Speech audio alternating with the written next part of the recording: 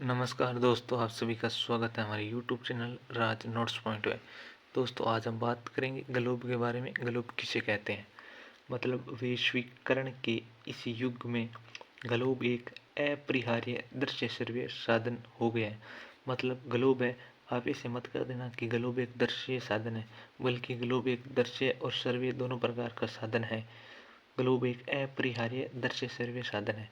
Globe की सहायता से हम विश्व की भौतिक एकता, उसके एक भाग का शेष भागों के साथ संबंध तथा संसार के एक भाग से दूसरे भाग की दिशा स्थिति समझ सकते हैं। ग्लोब की सहायता से अक्षांशों और देशांतर, समय परिवर्तन और ऋतु परिवर्तन आसानी से समझे जा सकते हैं। आगे बात करते हैं कि विद्यालय में काम आने वाली ग्लोब मुख्यतः 3 प्रकार के होते हैं। मतलब ग्लोब है वो 3 प्रकार के होते हैं। एक राजनीतिक ग्लोब होता है, एक भौतिक ग्लोब होता है जिसे भू राजनीतिक कहते हैं, और एक होता है स्लेटी पृष्ठीय ग्लोब। प्राइमरी प्राइमरी कक्षाओं में राजनीतिक ग्लोब का उपयोग किया जाता है।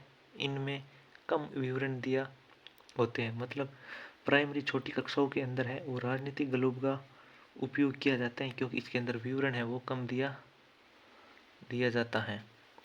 आगे बात करते हैं कि उच्च कक्षाओं में भौतिक राजनीतिक ग्लोब का प्रयोग किया जाता है। इसमें उच्चावस्था अथवा रंग की सहायता से उच्च भूखंड दिखाए जाते हैं।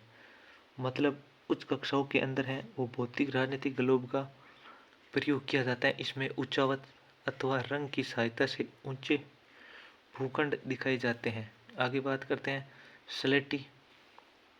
स्लेट पृष्ठीय ग्लोब सभी कक्षाओं के लिए उपयोगी होते हैं, क्योंकि विशिष्ट आवश्यकता के अनुसार उस पर मानचित्र खींचा जा सकता है।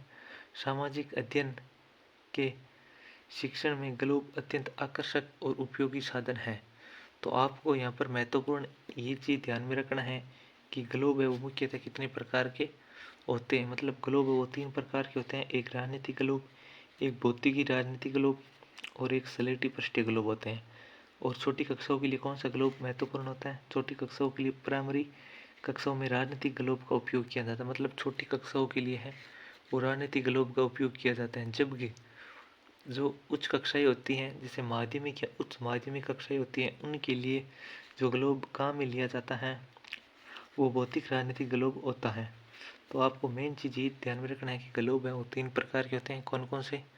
एक राजनीतिक ग्लोब, दूसरा भौतिक राजनीतिक ग्लोब और तीसरा स्लेट पृष्ठीय ग्लोब।